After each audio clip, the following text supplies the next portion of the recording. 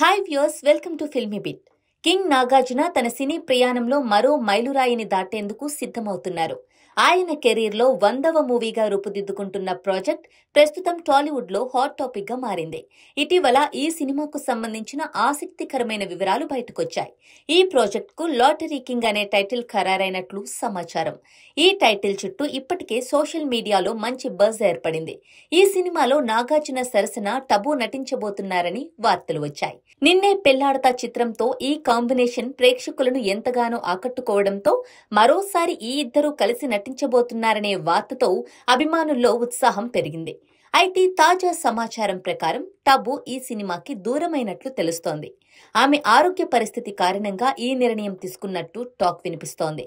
అధికారిక ప్రకటన ఇంకా వెలువడనప్పటికీ టబు తప్పుకున్నారన్న వార్తలు సోషల్ మీడియాలో చక్కర్లు కొడుతున్నాయి. ఇదే సమయంలో మరో ఆసక్తికరమైన అంశం కూడా వెలుగులోకి వచ్చింది. టబు స్థానంలో స్టార్ హీరోయిన్ నయనతారను తీసుకోవాలని చిత్ర బృందం నిర్ణయించిందని సమాచారం. ప్రస్తుతం నయనతార స్టార్ హీరోలతో వరుసగా ప్రాజెక్టులలో నటిస్తూ బిజీగా ఉన్నారు. మెగాస్టార్ చిరంజీవి హీరోగా నటిస్తోన్న, అనిల్ రావిపూడి దర్శకత్వంలో తెరకెక్కుతోన్న మనశంకర వరప్రసాద్ గారు చిత్రంలో ఆమె నటిస్తోంది. ఇక ఇంత బిజీ షెడ్యూల్ మధ్య నాగార్జున 100వ సినిమాలో నటించడానికి నయనతార భారీ రెమ్యూనరేషన్ డిమాండ్ చేస్తున్నట్లు టాలీవుడ్ వర్గాలు చెబుతున్నాయి. అయితే ఈ వార్తలపై అధికారిక ప్రకటన త్వరలో వెలువడే అవకాశం ఉంది. ఇక నాగార్జున, నయనతార గతంలో బాస్ అనే చిత్రంలో జంటగా నటించారు.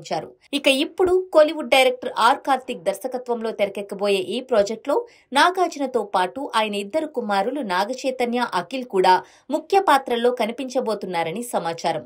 ఈ ముగ్గురు అక్కినేని హీరోలు ఒకే సినిమాలో కనిపించబోతున్నారనే వార్త అభిమానుల్లో భారీ ఉత్సాహం రేకెత్తిస్తోంది. ఇక ఈ కాంబినేషన్ నిజమైతే మనం సినిమా తర్వాత అక్కినేని కుటుంబానికి మరో ప్రత్యేక మైలురాయిగా నిలుస్తుంది అని చెప్పడంలో ఎటువంటి సందేహం లేదు.